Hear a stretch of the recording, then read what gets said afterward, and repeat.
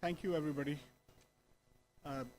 It's a pleasure to welcome everybody to the book launch of volumes 13, 14, and 15 of the Personal Chronicle of Pakistan. This is a book launch by my father, Ikram Sehgal, and it's the companion volumes to the first 12 volumes that were launched earlier over the past number of years, and they serve as the companion piece. I'd like to welcome everybody, especially a distinguished panel, and obviously Homa Bakai, old friend of ours, who needs no introduction, will introduce the panel fully, but obviously it's our pleasure to welcome the distinguished guests, our family members. My mother's here, my sister, Nefer, my aunts, and it's gratifying, I think, for my father, who obviously we are very proud of, and that his grandchildren are here as well, who specially come, and I think it's very gratifying to see that. You know, obviously I can sit here and talk at length about the volumes, but I think they're not only personal reflections about the time my father has observed about Pakistan. Obviously there's political, social, economic, and historical events in there. But I think one must see what they are as well, and that's why I mentioned his grandchildren, because they're also a future guidepost, a map as to what Pakistan can become. Because I think for all what we do when we take, and there are plenty of shots we can take about Pakistan, there are plenty of avenues, we forget sometimes the raw talent that this country produces. And if we didn't need a reminder, we got it last night. Gold medal. Olympic gold medal, no less. First gold medal since 1984 that Pakistan has achieved. First gold medal Pakistan has ever achieved in athletics. And I think you can see the raw talent is over there. And I think you see, and again, apologies for being biased, I think you see a raw talent in my father as well. Here's a raw talent the country has produced. Very much a product of this country. No education outside this country, very much a product born, bred completely in Pakistan, a product of this system, both from an education perspective, from a military perspective, from a business perspective, from an academic perspective, from a journalist perspective. So you can see, and that's reflected in his reflections, his articles, and his love for this country. So I leave you with that. I think when you see and you read these articles, you get a sense of not only the academic detail in those articles, but really the true love he has for this country. And I think that's what I leave you with, and that's what I hope we can all be left with. Thank you very much. I look forward to an engaging discussion, and Homa, I leave this in your hands. Thank you very much.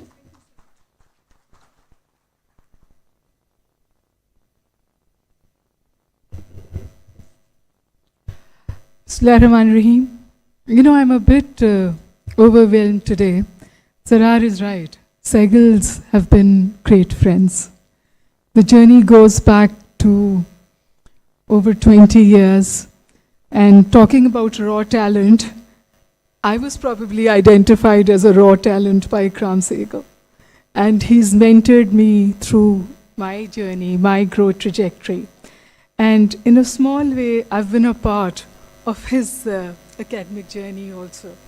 He's been kind enough to make me a small part of all his book launches, and because of that, I've had the unique distinction of reading most of his work.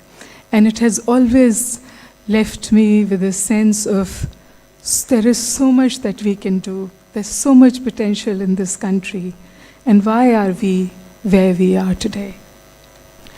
The volumes contain the compilation of writers' articles published in different newspapers over a period of 40 years. That's a long time, ladies and gentlemen. And while I was going through the last three, I also realized that he's painstakingly captured the talks and conversations that he's had with different people, which had tremendous deep insight into the issues that we deal with today, that somehow stare us in the face today. The news yesterday left all of us happy, but it was also an indication of the fact that how desperate we are for good news. Because the social media went literally crazy. We were desperate for something good to happen. And it did. And I hope it is the beginning of many more. One is perhaps the launch of these 3 books. You see, he's a very prolific writer, and not just that, he writes on a huge array of topics. There are all the stuff that you would expect from a Pakistani columnist on what's going on this week or this month. But while I was going through the books, and others, they're very good commentators, they will come on that too, there is an element of timelessness to what he writes. And the fact that he's chosen to dedicate the last 3 volumes also speaks of how this man can give credit, acknowledge people, and let others stand tall. And I think that's something very few of us have in us today. It's Pakistan series. It's Terms of Frustration, its Dreams and the Reality, and of course the Kakar model. But before I move on, ladies and gentlemen, we have a very nice message from Prince Naihan, His Excellency. There's just one word that I am going to say about what he says about Ikram Sehgal. And that's in his preface to Terms of Frustration. He says Ikram Sehgal has a great story to tell, and he tells it in a very compelling fashion. That's Naihan Mubarak al-Naihan. We have a video message from him, which we will play now. Thank you. Dear brothers, Ikram Sehgal and Zarar Sehgal, sisters, brothers, and friends, ladies and gentlemen, Assalamu alaikum wa rahmatullahi wa barakatuh. Greetings and best wishes from your brothers and sisters in the United Arab Emirates. I regret that I am not able to be in Islamabad with you for this celebration of my brother Ikram's 3 new volumes in his impressive series, A Personal Chronicle of Pakistan. I am, however, with you in spirit, as I am very proud of my brother Ikram Sehgal. I have long admired his achievements and experience and valued his counsel and advice.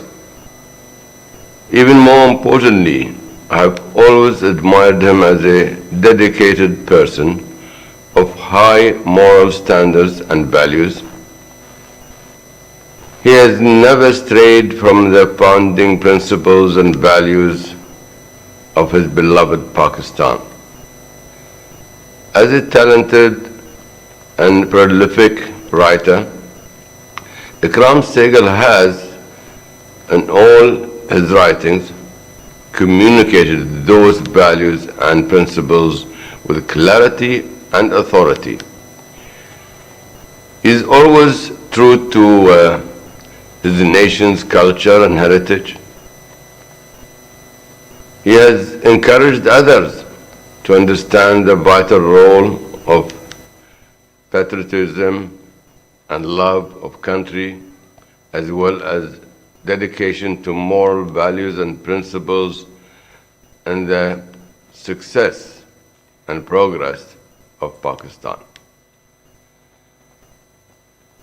On behalf of everyone assembled for this launch today, I thank you, Brother Ikram, for telling your remarkable story, thus intertwined with the story of Pakistan itself. In my opinion, the 3 volumes being launched today, in fact, the entire 15 volumes in your exceptional series will inspire young Pakistanis and others in many countries for generations to come. This is a series written from the heart, reaching the hearts of its readers. You, my brother Ikram, have done an outstanding job in capturing the spirit of Pakistan, a spirit of commitment, cooperation, dedication, courage, and perseverance that has enabled Pakistanis to live and work together harmoniously for the well-being of their nation and its people. My dear brothers and sisters, these new volumes are filled with wisdom from a very wise author. The entire series is delight and instructs, putting on display the elegance of Ikram's writing as well as his important and active contributions to the history of Pakistan. Above all, we appreciate how Ikram's ideas and values are both relevant and meaningful to men and women everywhere. Ikram is not only a great writer, in my opinion, he is a great person who stands as a striking emblem of the intelligence, creativity, and productivity that characterize Pakistan's vitality and vigor. We are privileged to honor Ikram today. From where I stand here in the United Arab Emirates, I'm also immensely proud of the strong relations between Pakistan and the United Arab Emirates. We in the UAE deeply value our long-standing and deep-rooted brotherly relationships with the people of Pakistan, and we are keen to enhance them in the future. It is now my great pleasure to invite you to joining me in wishing my brother Ikram continued success, happiness, and good health. We will honor him as readers of the 15 volumes of this wonderful series. We will read his chronicles, learn from them, share them, and use them to spread awareness, enlightenment, and appreciation for Pakistan and its history and progress.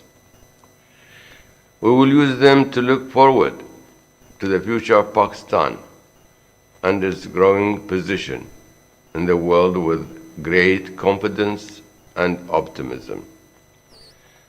My best wishes to all of you and to all the people of the great country of Pakistan.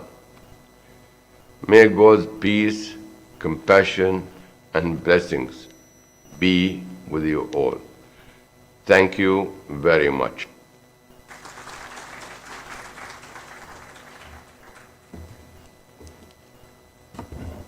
Ladies and gentlemen, Terms of Frustration is the 13th volume of a personal chronicle of Pakistan series.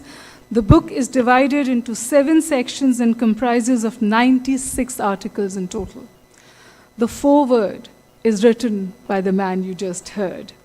He's an Emirati royal and a politician and currently serves as the Minister of Tolerance of the United Arab Emirates. Ikram Sehgal has also dedicated the book to His Excellency. It is a work of both current and historical importance, offering readers an invaluable perspective on Pakistan's journey. The book covers the years 2021 and 2022 and is in some ways a personal history of Pakistan. Year 22 and 21 were interesting years. It was Corona epidemic that hit the world and resulted in several negative impacts on the global economy. The world's collective gross domestic product fell by 3.4%. Global supply lines were disrupted, jobs were lost, and the battle between lives and livelihood is on. Pakistan did fairly well on the corona front, but faltered on others. All of this is chronicled in this book. But we have some very prolific people, interesting people, people who have intellectual depth to come and speak on the books we are launching today. And I have the honor and pleasure of inviting Air Marshal Masood Akhtar Saab, a gifted airman, but also a scholar, to the stage.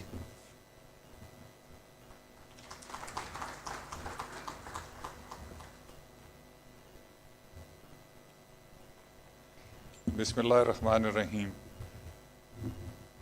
The honorable panelists, Ikram Sehgal Saab, General Ali Guli Khattak, ladies and gentlemen, Assalamu alaikum. Pleasure to speak on this book launching. I've been to all the first two also, but this is very, very unique because I have linked myself with the third one, which is the Kakar formula. And the first chapter actually relates to, in some way is connected with me. I have known Ikram Sehgal Saab since the year 2000, when I was Commandant Air War College. But intimate interaction came in 2002, when I was CI National Defense Course and I was looking after the national security part. Myself and Kamal Aziz Saab, we did the war course together, and then I shifted later on to NDC. When we were groping in the dark as to how to process national security, and I'm being very honest about it, we did not know how to process national security. We didn't have a template with us. The first template came when General S.P. Shahid came back from America and he brought a template by Ambassador Blackwell. And then I called over Ikram Sehgal Saab to help us. And he brought a book with us that he had researched, and he had gone deep into this subject for our sake and for Pakistan by looking at Brzezinski, by looking at the American national security policies, the rest of the world, and doing a lot of research and then coming back. Ladies and gentlemen, I am pleased to tell you that most of the ideas that Ikram Sehgal Saab left are taught even today in the NDU, of course, notwithstanding that not the entire credit may come to him. But recently I went to NDU and I talked to the president and I said, look, these are national security policy papers that you originate, that you finalize every year. 70 to 80% material was left behind by Ikram Sehgal Saab.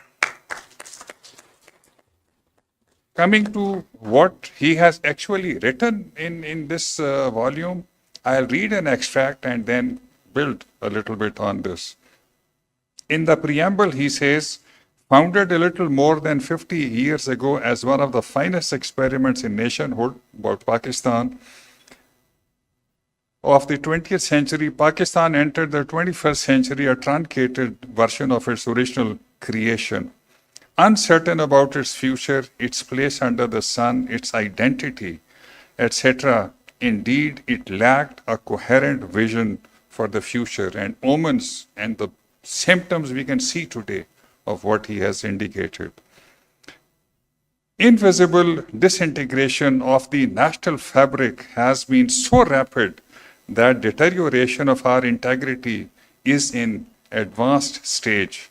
More than any strategic or tactical design, it is a vagary of destiny, the dictation, the dictatorial mindness of a democratically elected prime minister that sought civilian coup, countered by the military, that was to stop the rapid slide down to an abyss. And then he goes on to talk about what all happened. And then he says, it would be about General Pervez Musharraf. Wonderful to say that General Pervez Musharraf's military regime took over and a magical wand created a paradise overnight. This would be a travesty of fact. What the military regime did was commendable, but in a relative manner, it slowed the momentum of disintegration, stopping the country momentarily from becoming extinct. Pakistan very much remains an endangered species, and we still do not have an inherent national security strategy. The credit is to Ikram Sehgal Saab that we are able to produce a national security policy document every year. This was worth about 70 pages, and he made a book and gave it to each one of us, the faculty and the students. Well, we read it, some of us didn't read it, but when this book came to me, I requested him to send me the PDF document, and that is with me. So I went detailed, I went into this document. It's available with me. With his permission, anybody who wishes, I can always put it in your inbox and on WhatsApp it to you. But his saying is ominous. Today, ladies and gentlemen, because we do not have a national security policy document except the first one that came from Dr. Mueed Yusuf under Imran Khan. But I happened to interact with Dr. Mueed Yusuf because somebody said he needs some help. So I said, Dr. Saab, two things you must give guidance for. One, how do we put all these mobs that are warring with each other and that because of which Pakistan is relatively at war with itself? And number two, how do we reduce this insurgency to zero? No political party has these two solutions in their manifesto. I have raised this issue over and over again on all my groups on WhatsApp, and we people, 2 stars, 3 stars, 4 stars, federal secretaries, prime ministers, ministers, we seemingly don't have a solution what to do. And resultantly, what happens? Every second week, third week, every month we are losing anything up to 10 plus wonderful jawans and lieutenants and junior officers. I think the army does a very good job. And if Azm-e-Istehkam is to come, I have said that on television. I think if it can come, I don't know whether it will be able to because public support is not there. If it is to come, ladies and gentlemen, these young officers and jawans will win Azm-e-Istehkam, but at a very big cost. Sanctuaries this side of the border, sanctuaries now that side of the border also. So we will pay a price, but probably because of what Ikram Sehgal Saab has said, that we do not have the correct national security direction. So we are going to pay a very heavy price.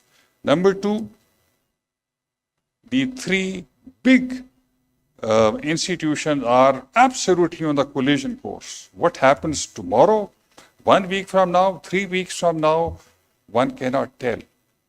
And obviously things are not too good.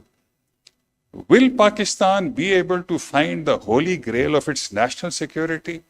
Ikram Sehgal Saab has played his part. He has given us the blueprints. He continues to work day in and day out on these subjects. Time will tell, but I think the Kakad formula at least put off what could have been worse than this, a martial law. What Musharraf did, it fended off a disaster for a little time period. But to say that we have secured ourselves, my humble suggestion is no. Will we be able to find this holy grail? I cannot really foresee. But Ikram Sehgal sir, thank you very much for your contribution. What you did for us at the NDU, I keep coming over and over again to pay this debt back to him, because Pervez Musharraf, when he made the president, and I'm using a very polite word, borrowed one of his ideas, and he presented this as his own. And Ikram Sehgal Saab came and he complained to me, and I said, sir, I am a small 2-star, I cannot do much about it. I've since forgotten what he said. He may like to dilate a little more on this. So that's the quality what Ikram Sehgal Saab produces. This is the good thing that he has done to NDU. 3 of his articles later on from the news were part of the national security folder that was taught to the officers at NDU. What bigger contribution? And I think we owe thanks to Ikram Sehgal Saab that he has done good to NDU, done good to me, done good to Pakistan. Wish him luck, and I think we will do more. Thank you.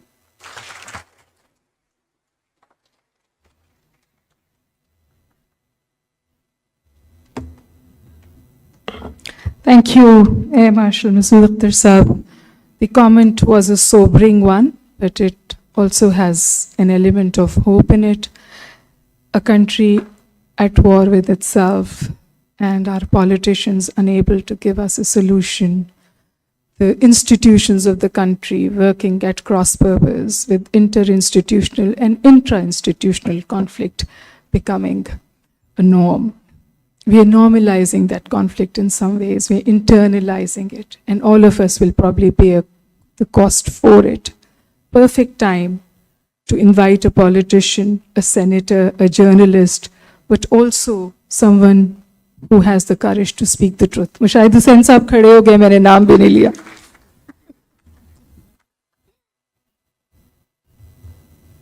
Thank you, Dr. Huma Bakai. Bismillah ar-Rahman ar-Rahim.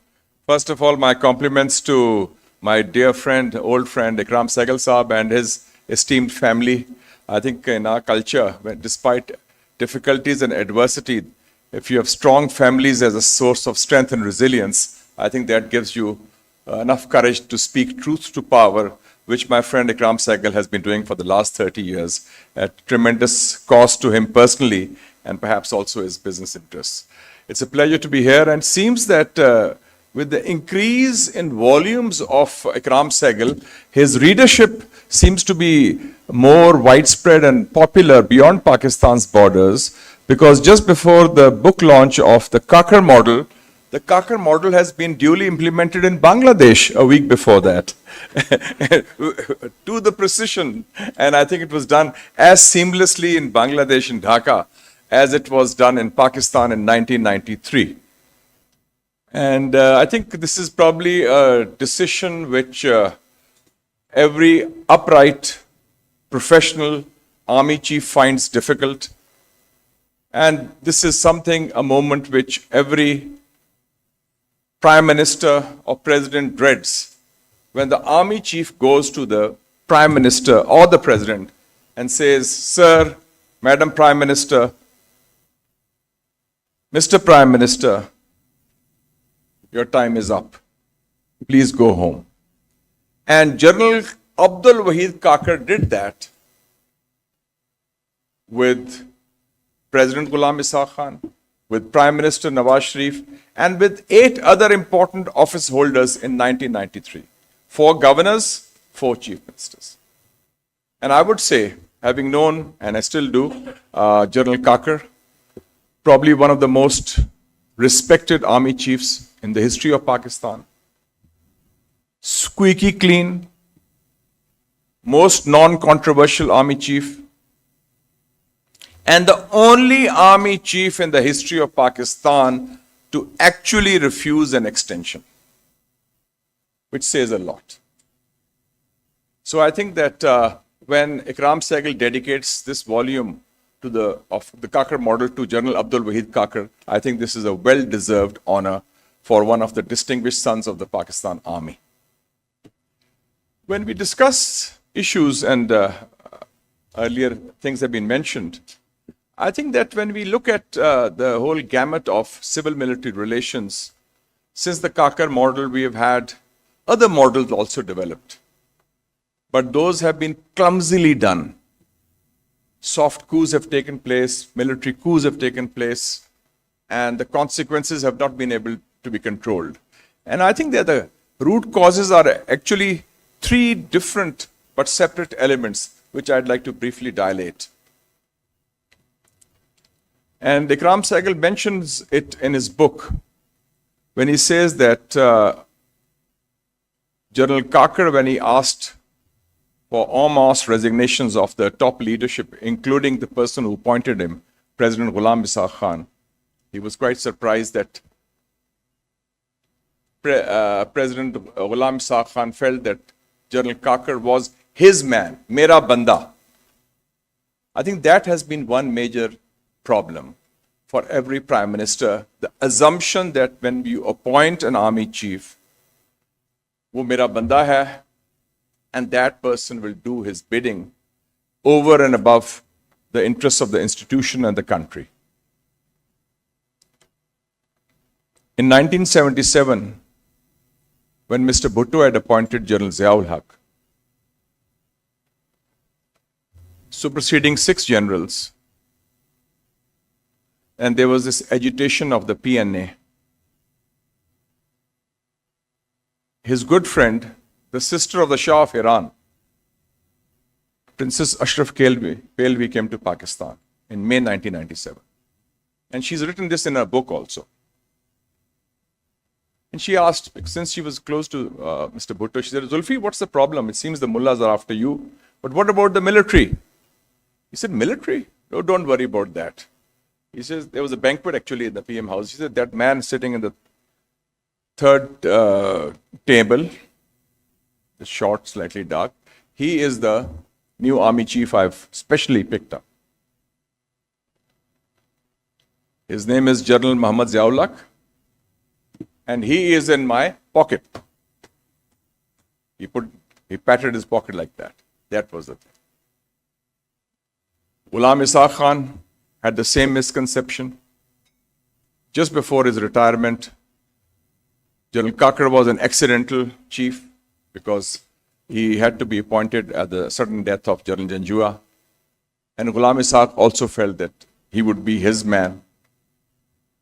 Mian Nawaz Sharif had the same misconception about General Musharraf and later on General Bajwa. And I remember Ikram and I were guests of Mian Nawaz Sharif Saab in Murray. And the issues of appointment of army chief were coming. And Ikram, as the Prince of UAE has rightly said, His Royal Highness Prince Nahyan Mubarak Al Nahyan, that what Ikram writes is the spirit of Pakistan, and one of the elements of the spirit is that speaking truth to power. He said, Mia Saab, just follow the seniority principle. There are 3 nominees. Don't try to cherry pick. Don't think any of them, koi flana banda, mera banda hoga. Do it on the proper way. And the second advice, of course, he also gave about the President of Pakistan and who should be the most well-deserving. And he had named him, but I think Mr. Nawaz Sharif did not follow both of them to his discomfiture later on. And this obsession of Mera Banda continued. Imran Khan felt General Bajwa was his Banda. They all talked of what is extension. And the second problem in Pakistan is the army chief. If prime ministers have obsession about Mera Banda, my man, the army chiefs also have an obsession about the extension issue. That they are very keen, and the extension issue often is an issue which is destabilizing for the institution, for the political system, and for civil-military relations. And this happened in the past also, and this has happened recently also. And the third element, which is extremely important in seeing the civil-military divide, in my view, is the establishment of Pakistan, primarily the security establishment, having an obsession with what General Zia used to say, positive results.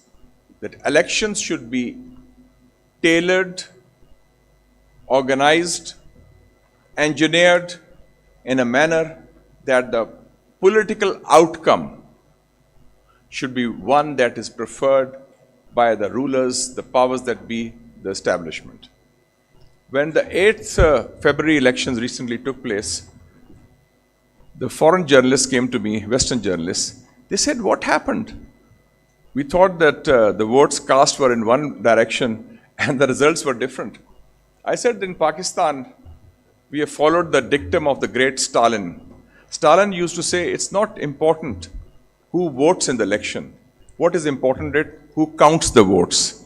And I think this dichotomy was witnessed on this election also.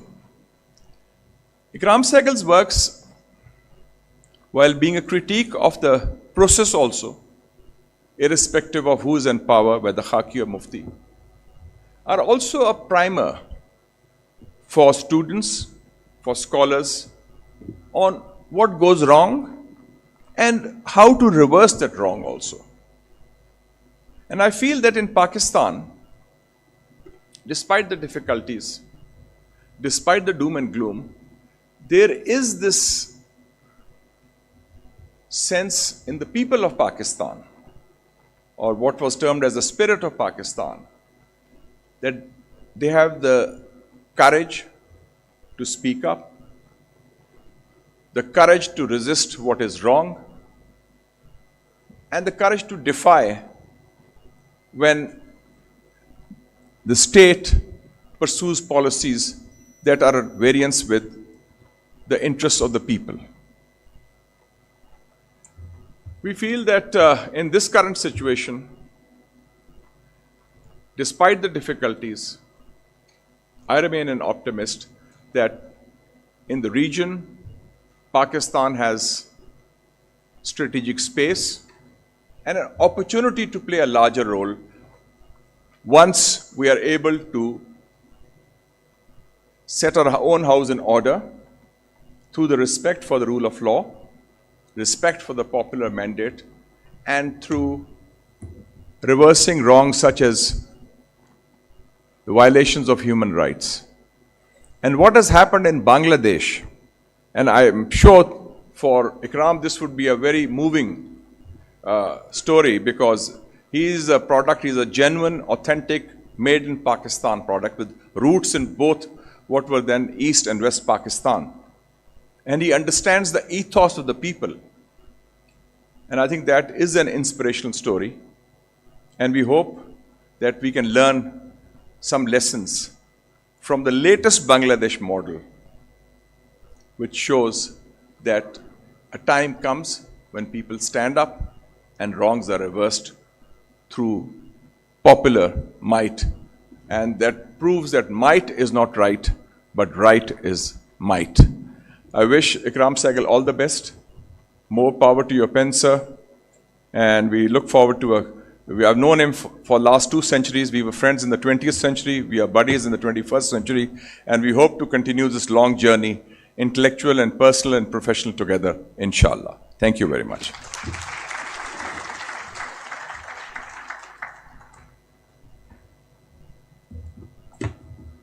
Ladies and gentlemen, Bangladesh. Until the gold in the Olympics happened, all we were talking about was Bangladesh. But what happened in Bangladesh is a sobering experience, or is a sobering moment for many in South Asia. Because Sheikh Hasina was in power for 15 years, had the military on her side, had the bureaucracy on her side, had the media on her side, and also had a very powerful neighbor on her side. And what happened on the ground was not led by politicians. It was led by the youth. And they continue to dictate the terms of what is going to happen in Bangladesh, including who's going to be the head of the interim government, Muhammad Yunus. And the biggest trouble that we all saw happening in all of this was that Bangladesh also has a history of military coups. It happened twice, and several aborted attempts have happened, several soft coups have happened. We all thought that is Bangladesh once again moving from a civilian dictatorship in some ways to a military takeover. The students there are trying to ensure that that does not happen. And that is what is the 21st century is all about, where the power of information, the proliferation of information turns tables on many who thought nothing can touch them. Ladies and gentlemen, the book Kakar Model is the 15th volume of Personal Chronicles of Pakistan series. The volume of the book is divided into 3 sections comprising of 27 different chapters. The foreword is written by Lieutenant General retired Ali Quli Khan Khattak. The man here is himself to elaborate on it further. Sir.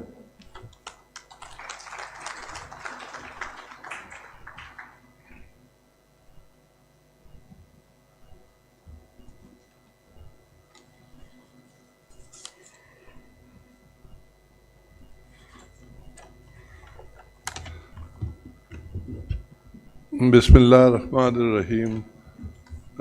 Ladies and gentlemen, distinguished all of you as you are, I don't have a long speech. This is a message which General Waheed has sent, so I'm going to read it word by word, and it's just a page or so. And then, of course, I'll take the opportunity to talk about other issues. This message from General Waheed says, Dear Ikram, let me at the outset apologize for not being present in person at this important event because of health reasons. I am taking the liberty of sending this message to be read out by Lieutenant General Ali, that's me, to express my feelings. I want to thank you personally for dedicating Volume 15, the Cochrane Model, to me. While I feel humbled at the recognition, I was only doing my duty as a soldier and as a patriotic citizen of Pakistan. As COS Pakistan Army in 1993, I had to act when the political structure was collapsing and becoming an existential danger to the country. In the larger interest of the country, I had no option but to take over. And yet the army did not actually take over, but acted strictly in accordance with the Constitution. The Speaker of the Senate replaced the President who resigned.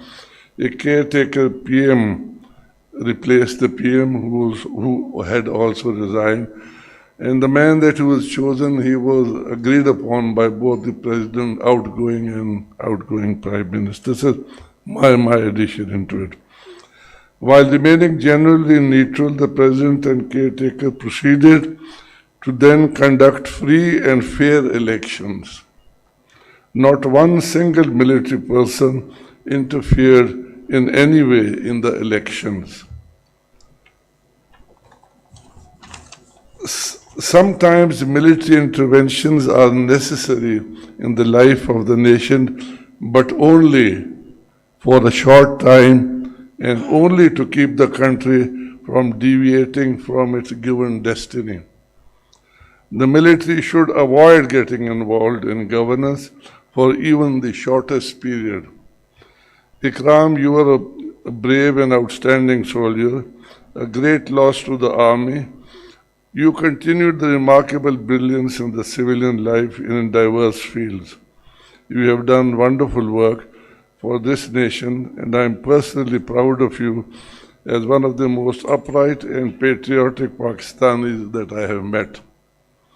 Your stance has always been honest and morally correct, as well as reflected in your articles and media interviews. Your work is a must-read not only for the intelligentsia, but for those appearing in competitive exams both in civilian and military life. While thanking you for the dedicating the 15th volume of A Personal Chronicle for Pakistan to me, I wish you very best for the event and for the future, with my salams to the assembled audience. This was, ladies and gentlemen, General Waheed. I would just like to add a few things, a little on the personal side, because I got to know General Waheed when he was promoted a Major General and I was promoted as a Brigadier, and we landed up in Sakhar. And that was the first time I actually met him face to face, although one had, pardon me, known each other because he came from a very distinguished family of KPK. He was Sardar Abdul Nishtar's nephew. He probably knew about me, but this was the first time that we met. And of course, we had a very interesting time, both in Sindh, hunting dacoits, and later on, I had also the privilege to work very closely for him. And it really was an absolute wonder to work for a person like him. There are not many people who appear in the world what General Waheed is or was. At the time when General Wahid's time was finishing, Benazir Bhutto as the Prime Minister, Farooq Laghari as the President of Pakistan, the whole diplomatic corps, most of all the Americans, begged him to take an extension. But his answer was pure and simple. He said, there are many more like me from where I come, and no. And that is probably his greatest point and his greatest service to this country. He is very clear. And in that portion, of course, I now have to, pardon me, come to some personal issues about Ikram. Ikram is the person whom I discovered in my life. Of course, we came from opposite schools. I am an HSOian, Ikram, of course, was a strong Gallian. And we got together when we went into the Army Aviation. And that's where when we got together. And this was around 69 or onwards, and things were happening in what was East Pakistan. And I remember he was, of course, talking hurt, like any Pakistani would be with the happening that were going on at that time, and very disturbed. And I remember in one of his conversations with me, he said, it's the time to do a surgical operation. I'm not going to delve in detail about the East Pakistan or the Bangladesh issue, but it's ironic that the saying that what goes around comes around. And after so many years, when Bangladesh was formed, a picture seeing Hasina Wajid signing, and we had this awful picture of General Aurora making General Niazi sign, which the Indians and the Bangladeshis had pasted everywhere. That picture is now being put side by side with one in which it's being signed by Hasina Wajid that she's resigning. And there are three flags visible. There is a Bangladesh flag and there is a Pakistani flag, believe it or not, that is visible. And that will give me some sort of pleasure, not pleasure, but at least it will take some of my shame away when I look at the picture of Aurora making General Niazi's sign. And of course, a similar thing, as I said, one of the things that Ikram taught me all along was, he is much younger than me, but he's a very wise person. And that was his knowledge about what was East Pakistan. It's understandable because, as I said, very well mentioned by Mushahid, that he represented both sides and he knew them very well. So we would talk, and of course he was being hurt, just as all Pakistanis were hurt about what happened in 71. But he must have felt most of all. And in that, unfortunately, there were some very unfair and cruel things said about him, which were totally false and totally not to be believed in. But when I saw this picture, I asked Ikram what he thought.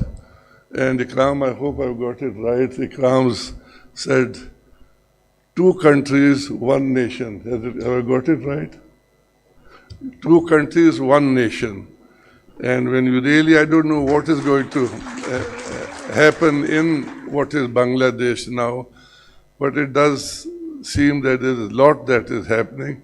And God knows which way it goes, but he has the insight to make this one statement which I think embodies everything. It's been my pleasure to know Ikram, as I told you, for a long time, and it's been a pleasure always. He initially used to call me that he is my wingman, but with time going on, I'm now as his old wingman because he's the one who guides me in most of things in my life. I wish Ikram the very best, and inshallah we will have happier days to look forward to. God bless you all. Thank you.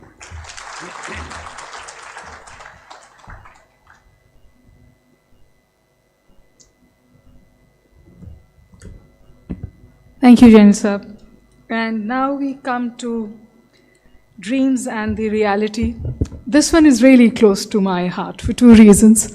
One, because I had the honor and pleasure of meeting Mr. Sartaj Aziz, not on my land, but in New Delhi. And two, because he was a vice chancellor of a university, Beacon House University, and I am a vice chancellor now. So that connect is amazing for me. But more importantly, when I met Sartaj Aziz Saab, we were both representing Pakistan in New Delhi. I was representing Karachi Council for Foreign Relations, of which Ikram Sehgal has been a very critical part. In fact, he's the force behind it right now, and it is grown by leaps and bounds under his mentorship. So I made a presentation in New Delhi. And I was a young lecturer at Karachi University back then. And this man, whose stature we are all aware of, actually walked over to me and he said, "Ladki, tum kahan hoti ho?" And I said, "Gee, I'm in Karachi and I'm a lecturer, I teach." He just said one word to me and walked away. But that has stayed with me. And he said, "Start writing." And that's what I did. I started writing. So I think he left an impact of many people's lives. And Mr. Ikram Sehgal has dedicated this book to his memory. The foreword is by Sania Nashtar. And to speak about it, we have a man who knows him well. They were both of the same party. And today he's trying to build another party. Khakana Basi Saab.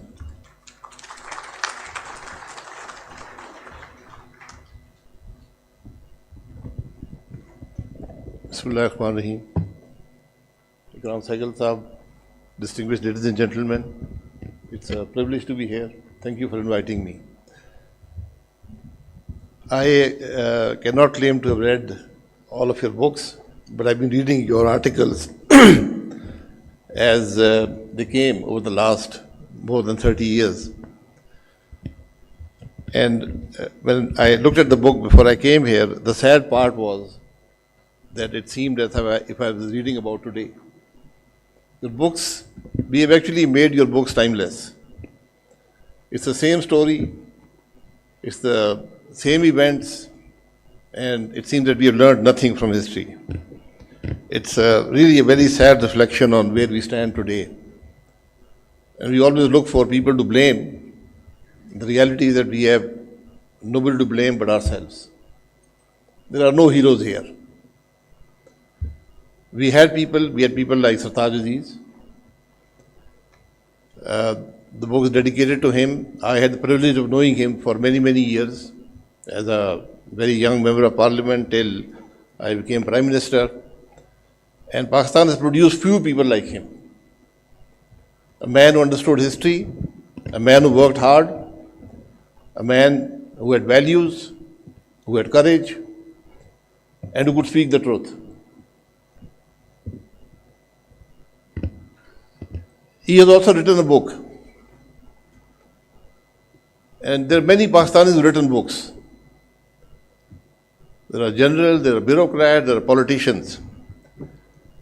And I think only 3 books have impressed me because they spoke the facts. They talked about the facts.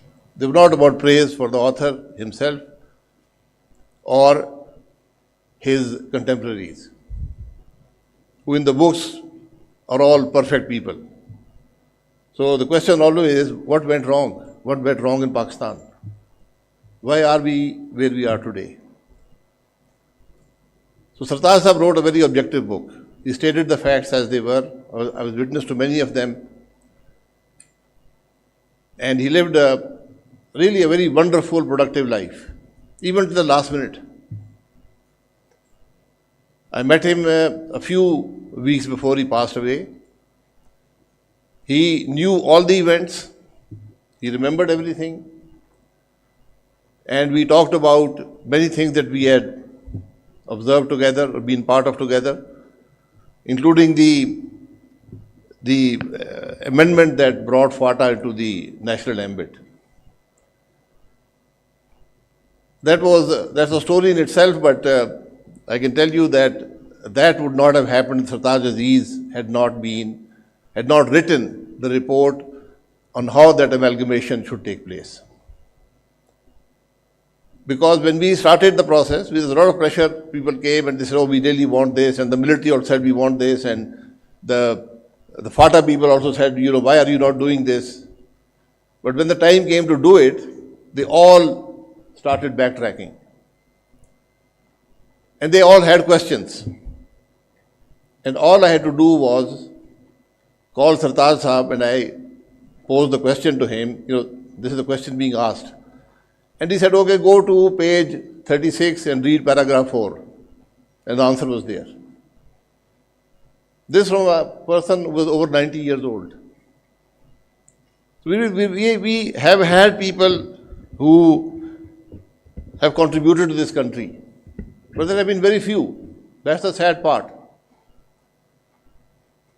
Public service, whether you're a general or a bureaucrat or a politician, at the end of the day, it's about public service.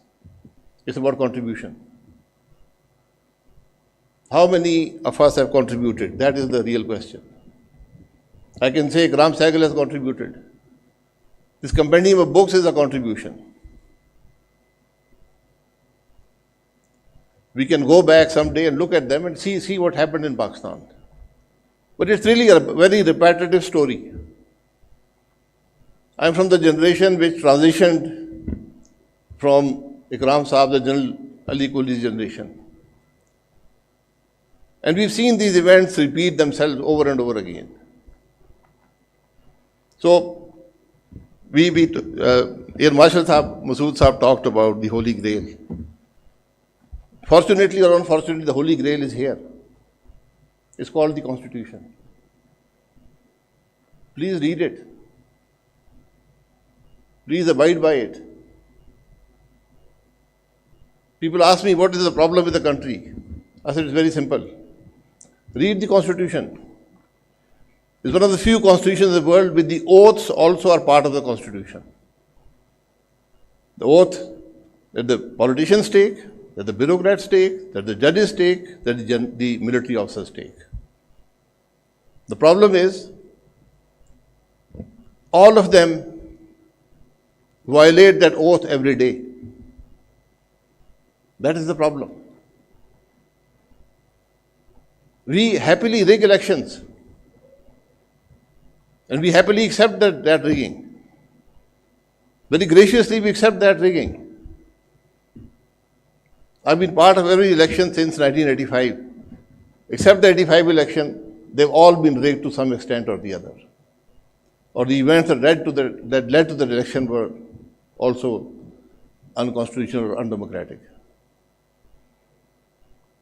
I had the sad privilege of being a 32-year-old member of parliament whom the president of the country passed a paper and said, sign this, my resignation from the parliament.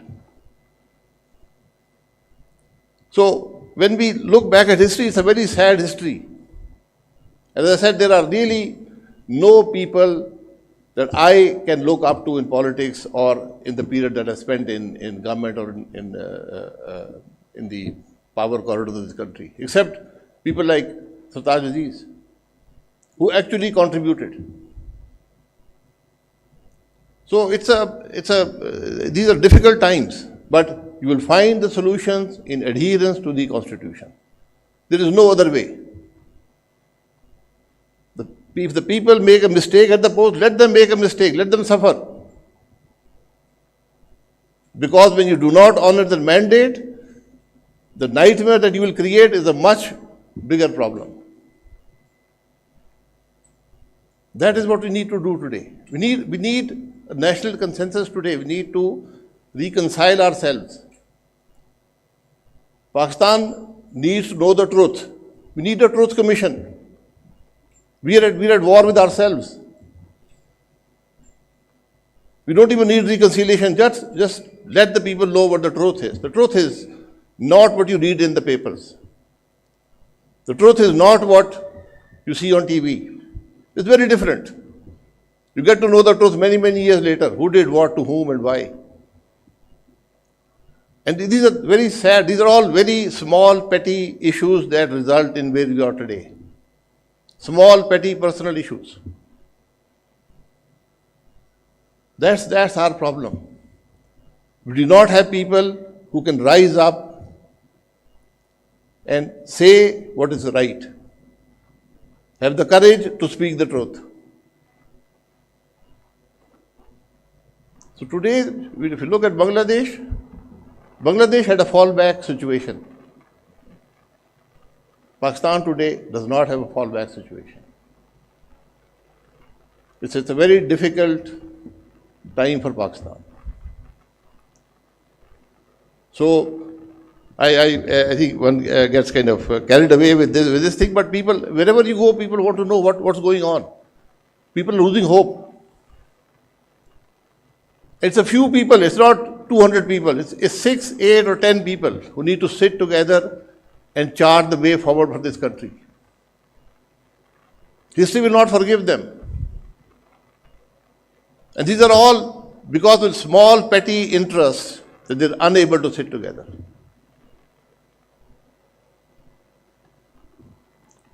Let me come back to Ikram Sehgal Sahab. We know each other well, but we really don't know each other. We spend very little time together. He's always invited me. Unfortunately, we've not been able to spend time together, but I know him very well.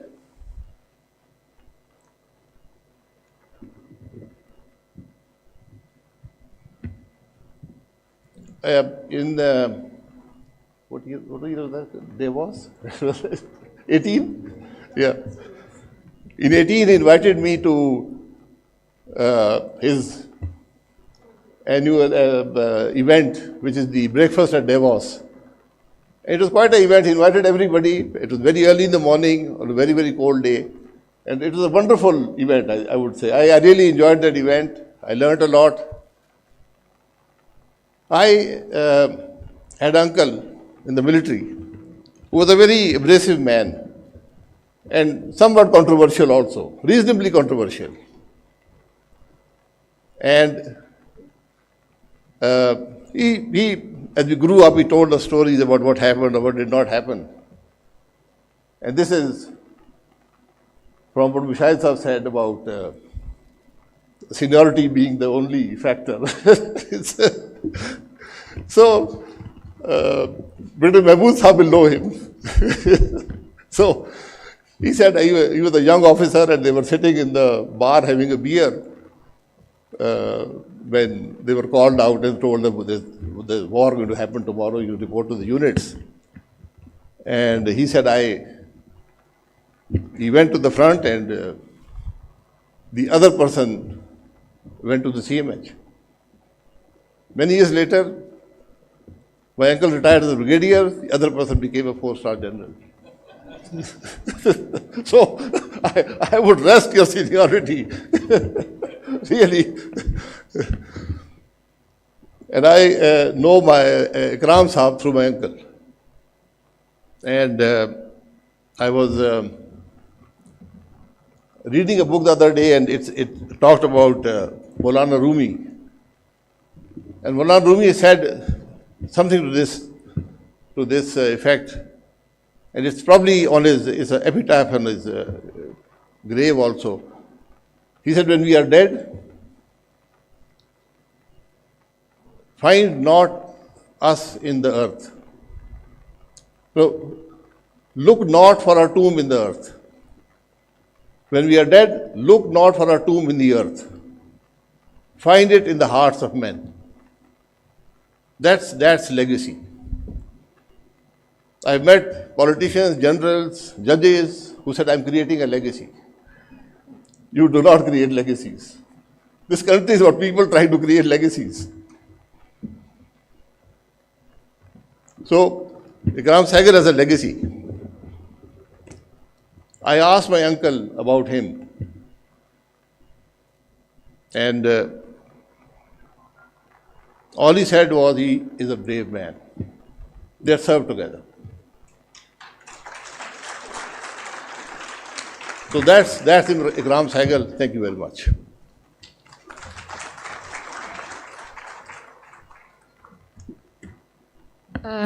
Thank you खाका नबासी साहब। इकराम सहगल साहब को अभी बुलाना है, लेकिन कहना यह है कि जी सरताज अजीज़ साहब के लिए एक किताब लिखी गई, a living legend. I will just now invite a living legend, the author himself, to this stage. Ikram Sehgal साहब तकरीबन 15,000 लोगों को एम्प्लॉयमेंट देते हैं, मेरा ख्याल है अक्रॉस द कंट्री। नंबर सही है इकराम सहगल साहब? समथिंग अभी मैंने ज़रार से पूछा, सो समथिंग ओवर 15,000 पीपल। लेकिन बहुत लोग एम्प्लॉयमेंट देते, लेकिन मुझे ये पता है कि जिस तरह इकराम सहगल साहब अपने लोगों का ख्याल रखते हैं, अगर ये रियासत अपने लोगों का ख्याल रखने लगे तो सूरत हाल बहुत तब्दील हो जाए। Ladies and gentleman, the author himself.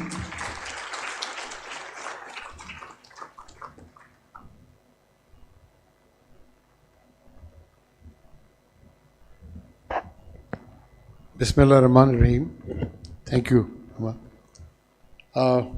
Before I come and thank the panelists all along, I would first of all like to acknowledge the oldest man in this room, Brigadier Mahmood, my commanding officer. Sir, thank you for being here. One of the most upright people that I've ever known in my life. One of the most upright people I've known. Candid, always to speak the truth, and actually showed us the way of how to stand up for the truth. And he still stands up for the truth at this age. And his writings are also very candid, and I wish more people would read about them. Let me start with the first one, in terms of frustration and Sheikh Nayan. I came to know Sheikh Nayan when I was made a member of the board of directors of Habib Credit Enterprise Bank, which was actually Bank Al-Falah, and there were 3 branches. And Sheikh Nayan had bought the majority shares in that. At that time, he had shares, but no majority shares. I was appointed by the government to represent, at that time, the PNN government, to represent the government. And 2 of us to represent the 26% the government had. But in time, when I first met Sheikh Nayan, the first meeting, he asked me, "What do you know about banking?" I said, "Nothing," because I did not. I came out of the army thinking LC, letter of credit, was a girl. That was my knowledge about banking. But he said, "Okay, learn." So it took me about a couple of years to understand banking transactions, banking terms, etc., etc. And then he started giving me more and more things to shoulder, including actually opening up Bank Al-Falah in Bangladesh. And, I opened up, the branches, expanded the branches. Not many people know that. And I'm very sorry to say that recently they've sold out in Bangladesh. But I think they just gave up on the feeling, because Al-Falah happens to be a Pakistani bank. It was not well received there. Then, of course, Satyajit Saab, what can I say? I mean, Shahid has told about it all, what a great man he was. I don't think there was a sharper mind than his that I saw. He knew what he was talking about, whether it was water security, whether it was foreign affairs, whether it was food security. In fact, frankly speaking, Food and Agriculture Organization follows till today his policy that he has. A person wrote out in Rome at that time. When he went from here, from the civil service, he opted to go to FAO. And let me tell you that 2 weeks before he died, went to see him, and he actually dictated to me his dedication. He said, "Take Dr. Sanya Nishtar's dedication to me from Abid Suderi's book." I, of course, by mistake made it Abid Zubairi. But, and he was very precise of what the happening, etc. And, and it was like Shah Khan has said, that it was a wonder to see this man And he said, Ikram, I may not see you again. And this is a man, he said, I've got my lungs filling up. And you marveled at the courage of this man, and yet his mind was sharp, like anything. He was truly a great, great human being, and a great loss to this country. You know, Mushahid has talked about it. You know, we kept on telling at that time, Miyasab said, make him president, make him president. He would have been the ideal president for the thing. Miyasab chose otherwise. And then, of course, we come to General Kakar, and what can I say? You know, superb human being. Mushahid has talked about, you know, the president, the prime minister, the governors, the chief minister going home. He's not mentioned, he sent 2 DGISIs home also. Right? Because, and they were serving officers. Right? He sent them home because he said, I will not like you indulging in politics. And talking about the extension, you know, one of the wonderful human beings that I came to much later in life is a victim of that extension, Lieutenant General Humayun Aziz. If Bajwa had not taken the extension, he would have been Chief of Army Staff. But thank you, Humayun, for being here. I really appreciate it. But, you know, you can go on and on about life and talk about this thing. I'm very grateful to start with my wife Shanaz and her sisters being here. Of course, my son, but above all, my grandchildren. And all Amani to start with, and then of course Elena and Suleiman. And what greater legacy can you leave than having such wonderful grandchildren, each one absolute character and soul on his own right, absolute in her own right, whatever, and absolutely, you know, and people were asking me, what were you doing, Sakshing? I wish some of you can come up to our brunch, which I invited all of you to on Sunday, and see that to Amani Bagh, which I've named after my first granddaughter, and then of course Elena Heights, which I named my second daughter, and of course Suleiman Lodge has come up, and Suleiman Base that he named himself near Changla Gali is also coming up. Then I'd like to thank my speakers one by one, starting with Air Marshal Masood Akhtar. What can I say? Masood, I'm really grateful to you.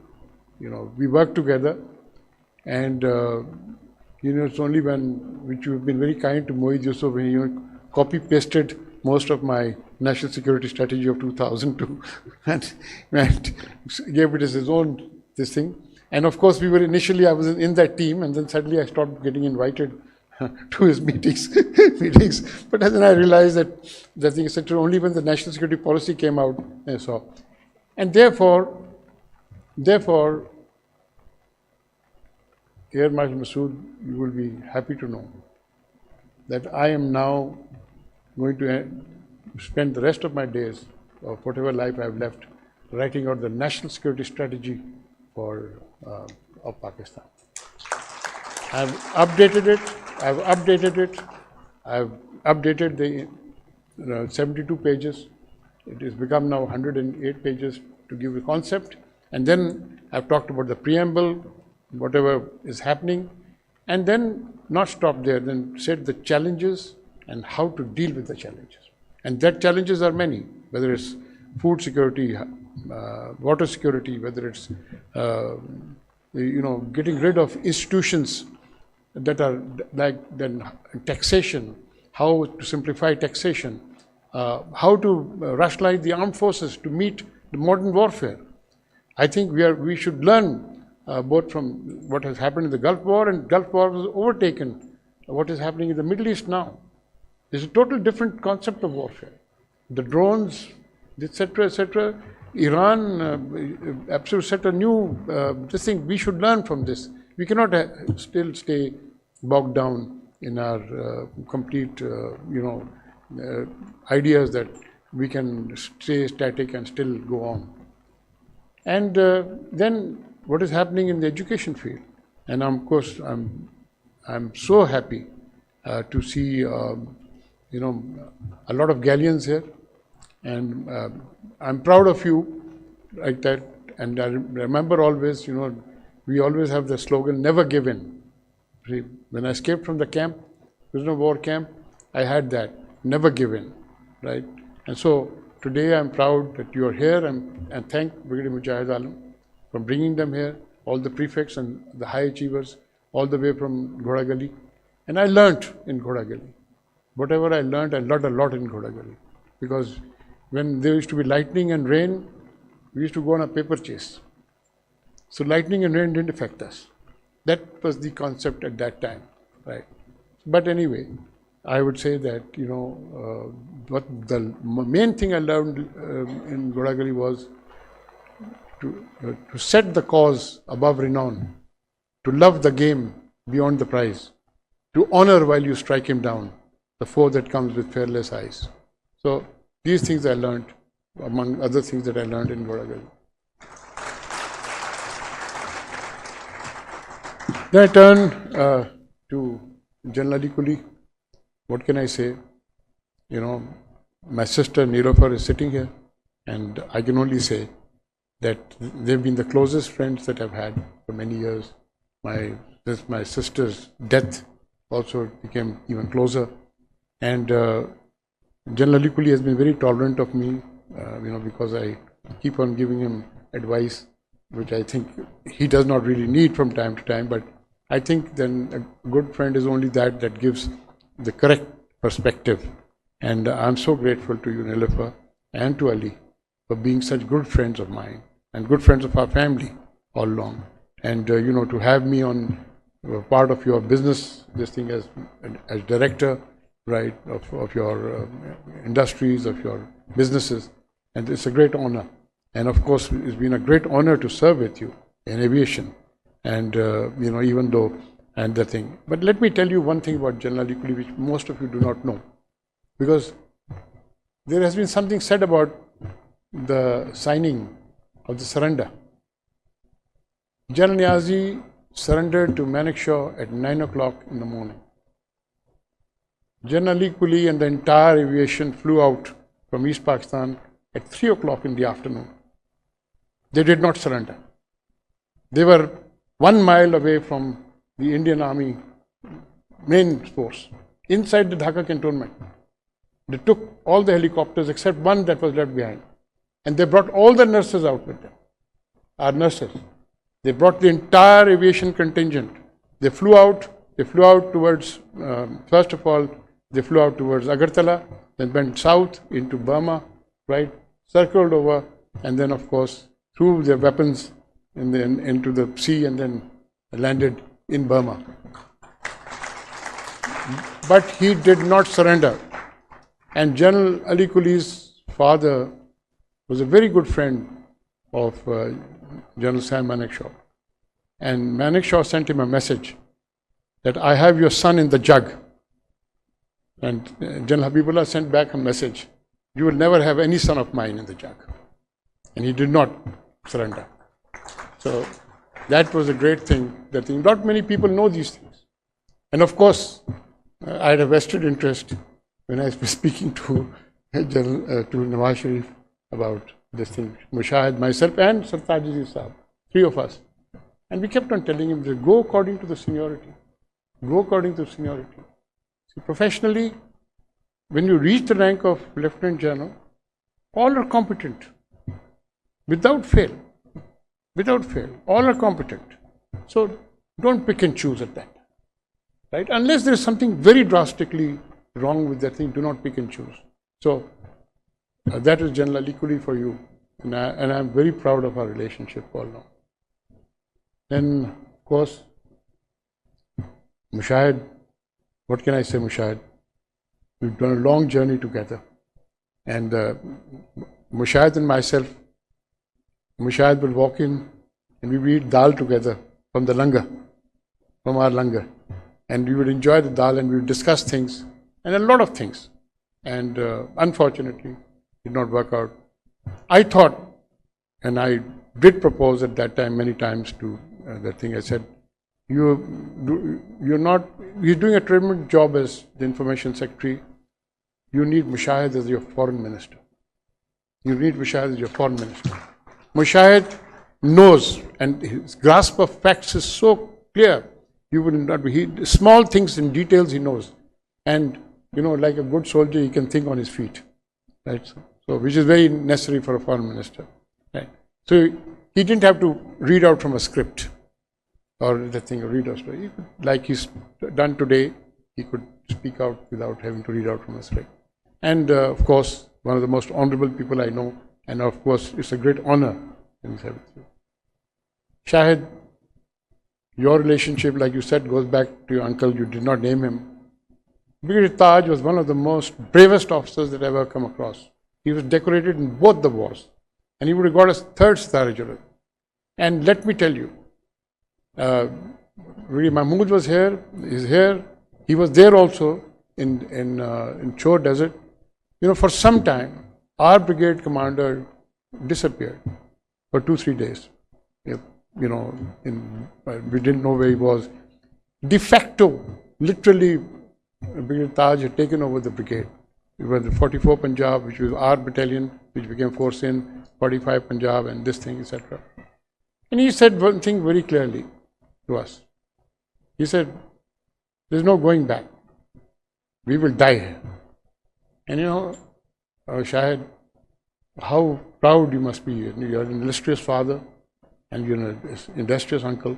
And I tell you that, I've served under very good commanding officer, Brigadier Mahmood, and of course I have Brigadier Zair Hussein's son here, General Shakil, also working with me now. And he was all of 8 years old when I first knew him, and his father was my company commander first, and then my commanding officer. I was their children. And of course, Brigadier Taj, right? Very good commanding officers. And I was very lucky that way. So, Shahid came along and I told him, I said, Shahid, you're in the wrong political party. Ultimately, I think I've been proven right. Right. So, the point is, I did say that in the speech of the last book launch, actually. Right. And I called Shahid at that time, I called him Prime Minister Shahid Khan Abbasi. And I say it again today. Former Prime Minister and future Prime Minister of Pakistan. You do not come across many people having such values. He just stayed the course because of loyalty. The loyalties that are ingrained because of his family history. He stayed the course with loyalty. Because he disagreed with a lot of things. He stayed the course with loyalty. Ultimately, circumstances overcome that loyalty. But Shahid, we look forward, whatever future brings for you, but I am sure that you will bring that honesty and integrity to politics that is very much required in this country. I will thank other people in this room, excellencies who have come here. I would also like to IG Rai Tahir. One of the people, and I've known him since he was an SP, one of the people I really looked up to for immediate reaction was Rai Tahir. And today he is head of NACTA, the most toughest job I think in this world. And what he knows today actually is that thing. Obviously we cannot discuss it in public, but whenever I want to know something that I need to know, which is of crucial I turn to his advice. He's got a very correct perspective. So more power to you. I would like to also thank General Kamal from Bangladesh. General Kamal could have been Chief of Army Staff if he had more pro-Indian views, but he didn't, unfortunately, at that time. So he retired as a general, right? And he was in the United Nations, and he's going to retire and he's in the toughest jobs in the world in Afghanistan, at the United Nations. He's going to retire next month, I think, in September. And other people who are here, I find Asif Yasin Malik, and of course Javed Alam, and people, all over, which I've had my sisters-in-law here. I think in the crowd I can see a lot of faces. I would like to name of them. I would not like to forget my course mates who are here. Ahsan, Salim, Ishaq, Sardar. You're sitting right, Hassan Sardar, you're sitting right there. But, it's good to see your course mates with you at this time. I'd also like to mention, when I was dismissed from the army, I did not have money to go home.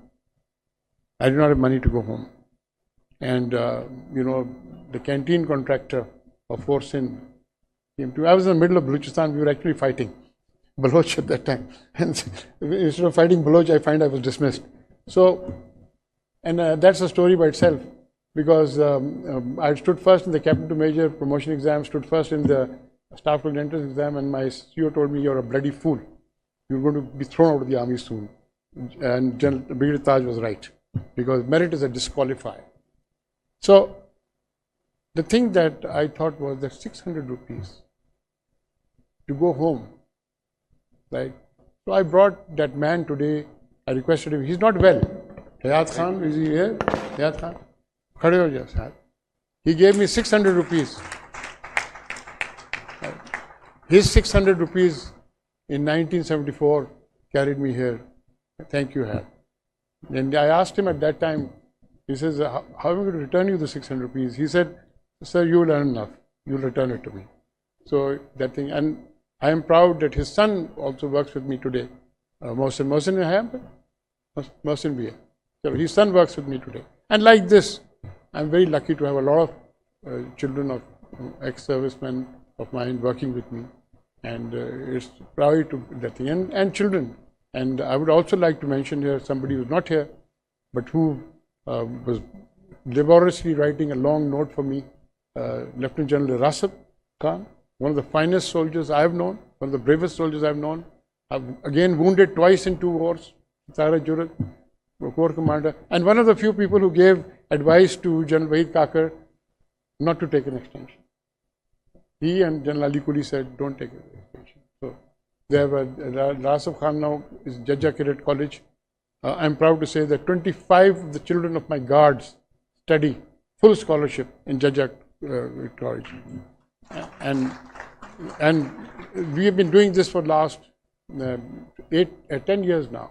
And, as people go, I think we have more than about almost 100 children who have gone through our coaching. And one of them, in fact, came on TED talk, and he mentioned he was, been by Harvard University. He was considered Harvard University. Son of a guard. That is the talent you have. And like this, the talent that I have, and I would like to mention my people from my company, very loyal, very hardworking, and totally dedicated. And I say, what is your blessing? That is my blessing. To have such people working with you, whether it's in security services, or whether it's in IT services. And in IT services, many people do not know, but I think Brigadier Ahmed Shahzad is sitting here from PTA. He will tell you that we are changing the destiny of the poor man with one of our products, in which he, of course, was the thing, and Mr. Sargana is sitting here with me, the thing, etc. from PTA. And they were so, that thing, positive for us, both the State Bank of Pakistan and both the PTA. And they said, this is the thing, this is the product, this is the product. 80% of the adult population of Pakistan does not have bank accounts. So we created that platform with their help, with their support. And today, we are recognized by the World Economic Forum as the most innovative platform in the world for helping financial inclusion and women empowerment. Luckily, the government does not know much about us. Otherwise, even that would go up there. And as once, when at Davos, Shahid was asked a question, when people got up and said, Ikram Sehgal itna karta hai, itne paise kharch karta hai, Davos mein logon ko le aata hai, ye wo, government kuch nahi karti hai. His answer was very good. His answer was, ye bhi khatam ho jayega. Because government. So, thank you. I want to again turn to my son and thank you, Zarar. You always, it's always a blessing to have a wonderful son like Zarar. One is always proud of one son, but I'm more proud than most, right? And he's now the chairman of the company. I didn't want him to end up like Prince of Wales, waiting for his mother to die. So I said, please become the chairman of the company. I just own nominal shares in the company. I almost own no land because everything is distributed among my children, among my other friends, in the sense of people, that thing, etc. Because in the end, what do you take away with you? I would like to say this, that in the end, you take away, what was quoted earlier of Rumi, that was the right thing, that you live on in the hearts of men. And if you can live on the hearts of men, you are going to live on forever. And I may have missed out some people, and I please apologize for that, but I didn't want to that thing, etc. But we've done a lot of good work, and we've done a lot of good work all over. And I would like to end with two quotes, and which then I'm going to paraphrase them, those two quotes. And the first quote is from Shakespeare, Mark Antony's speech, "The good that men do is oft interred with their bones. The evil lives after them." That was Mark Antony at his funeral oration for Julius Caesar. The good that men do is oft interred with their bones. The evil lives after them. And the other one was General MacArthur, his favorite address to Congress, when he was sacked by President Truman, and he said, old soldiers never die. They simply fade away. So I would like to end with paraphrasing both of them together and said, old soldiers who do not die, they should learn when to fade away. Thank you.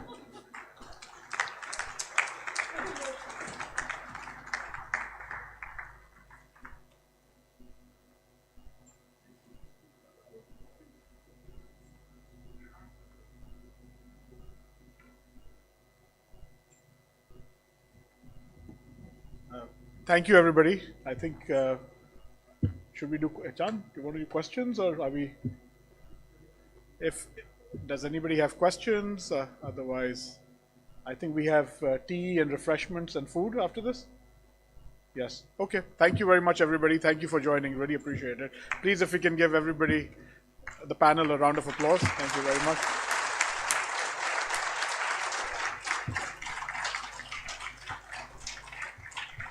We can join everybody outside. Thank you. Thank you, everybody.